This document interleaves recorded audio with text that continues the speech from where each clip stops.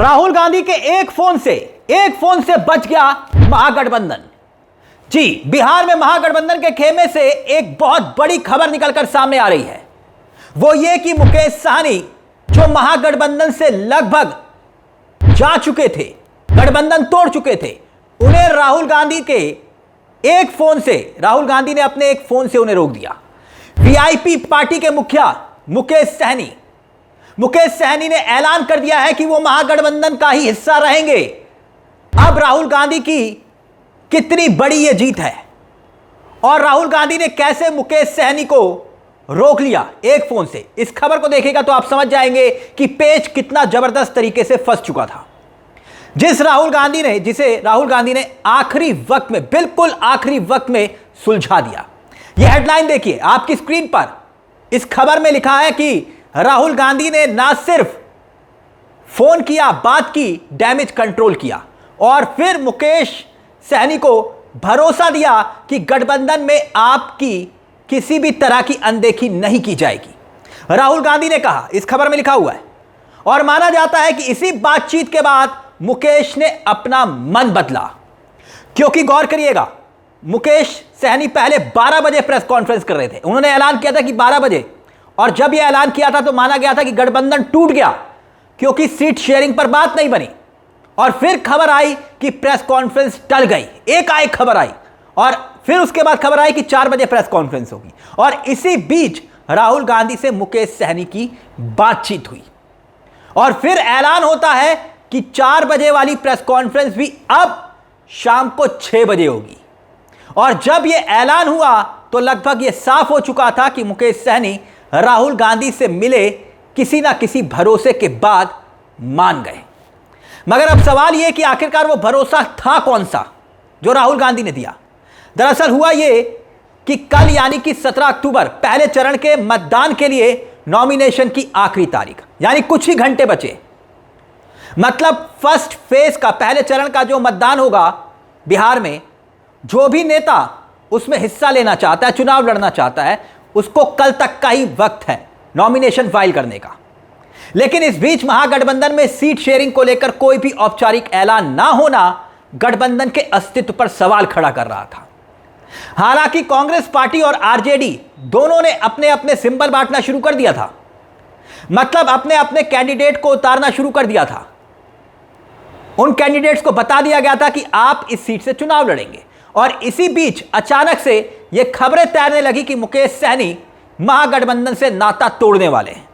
नाता तोड़कर या तो वो एनडीए का हिस्सा बन सकते हैं या फिर स्वतंत्र रूप से खुद अकेले दम पर चुनाव लड़ सकते हैं, इस तरह की खबरें उड़ी। और भारतीय जनता पार्टी ने दुआ करना शुरू कर दिया कि भाई ये गठबंधन टूट जाए।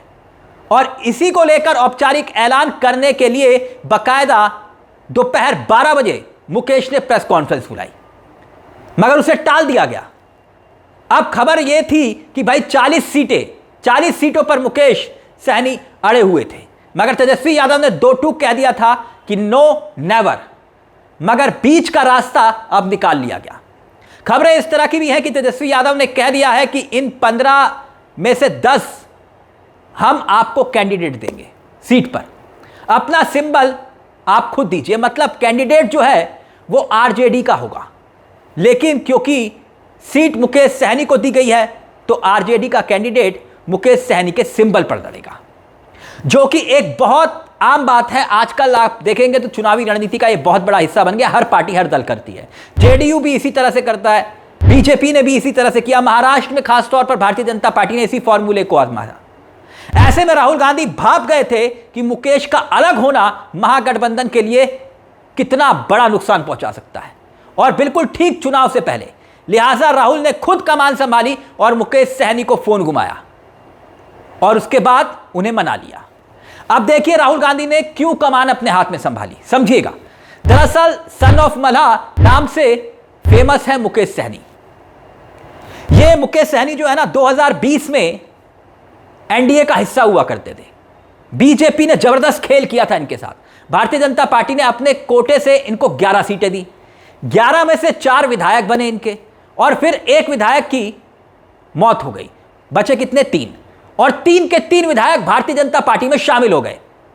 यानी औपचारिक रूप से देखें तो इनके पास एक भी विधायक नहीं है।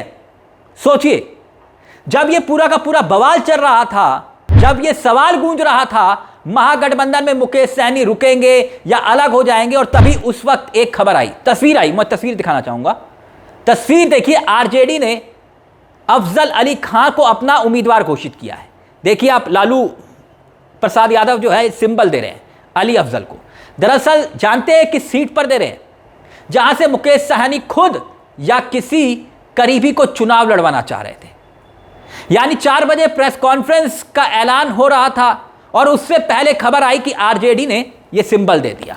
आप देख सकते हैं, दरअसल ये जो वोट बैंक है ना मुकेश सहनी के पास, वो बहुत मजबूत है। समझिए, 9-9.5% के आसपास निषाद आबादी है बिहार के अंदर, और 2.5% के आसपास मल्लाह है, बिंद है, माझी है।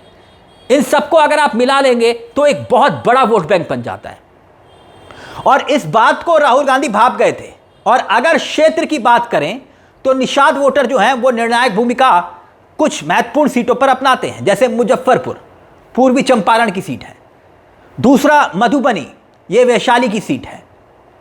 इसके साथ साथ उत्तरी बिहार, जो उत्तर बिहार का हिस्सा माना जाता है, उन तमाम जिलों में इनकी अच्छी पकड़ है वीआईपी की। इसलिए राहुल गांधी ने कहा कि भैया दिल बड़ा करने की बात बोलने से काम नहीं चलेगा, दिल बड़ा करके दिखाना पड़ेगा। और राहुल गांधी ने ऐसा ही किया। बाकायदा कुछ दिन पहले एक खबर यह भी आई थी कि मुकेश ने एक शर्त रख दी है गठबंधन का हिस्सा बने रहने के लिए तेजस्वी यादव के सामने। वो शर्त यह थी कि मुझे डिप्टी सीएम के तौर पर प्रोजेक्ट कीजिए, ऐलान करिए। यह बहुत बड़ा धर्म संकट था तेजस्वी यादव के सामने कि डिप्टी सीएम के तौर पर वो कैसे ऐलान करे, कैसे पॉसिबल था। यह एक तरह से प्रेशर पॉलिटिक्स का हिस्सा होता है और हर दल करता है। और फिर उसके बाद यह खबर आई कि मुकेश सहनी ने कहा कि भाई हमें 40 सीटें चाहिए, उस पर वो अड़ गए, जिस पर यह पूरा बवाल हुआ। अब आप ही सोचिए कि अगर ऐन चुनाव में मुकेश सहनी, जो वोटर अधिकार यात्रा में राहुल गांधी के साथ कदम दर कदम चल रहे थे, उस गाड़ी में दिखाई दे रहे थे राहुल गांधी के साथ, तेजस्वी यादव के साथ बैठे हुए, जिस वक्त ये वोटर अधिकार यात्रा चल रही थी, और वही अगर चुनाव से ठीक पहले अलग हो जाते, उसके बाद पूरे महागठबंधन के खिलाफ जबरदस्त तरीके से प्रचार होता। और देश की होनहार मीडिया यही करती। कांग्रेस आरजेडी जो है वो खुद इस बात को भाप गई थी कि ये नैरेटिव का भी मसला होगा, क्योंकि देश की होनहार मीडिया फिर ये कहती थी कि गठबंधन टूट गया, गठबंधन में फूट, इस टाइप की ब्रेकिंग चलती। मगर क्या राहुल गांधी के एक फोन से उस नैरेटिव की हवा निकल गई? आप क्या सोचते हैं? बीजेपी ने जो दुआ मांगी थी कि मुकेश गठबंधन से, महागठबंधन से अलग हो जाएं, मगर वो दुआ लगता है कबूल नहीं हुई, वो प्रार्थना कबूल नहीं हुई। अब इसका फायदा किसको पहुंचेगा? मुकेश सहनी ने सही किया या फिर गलत किया? आपकी क्या राय है? अपनी राय हमें कमेंट बॉक्स में जरूर बताइएगा दोस्तों। मुझे तिलक चावला को दीजिए इजाजत। चलते चलते दरख्वास्त, चैनल को सब्सक्राइब करना मत भूलिएगा, क्योंकि यह मंच आपका है जहां हम सिर्फ खबर नहीं दिखाते बल्कि खबर के पीछे की खबर भी बताते हैं। नमस्कार, जय हिंद, जय भारत।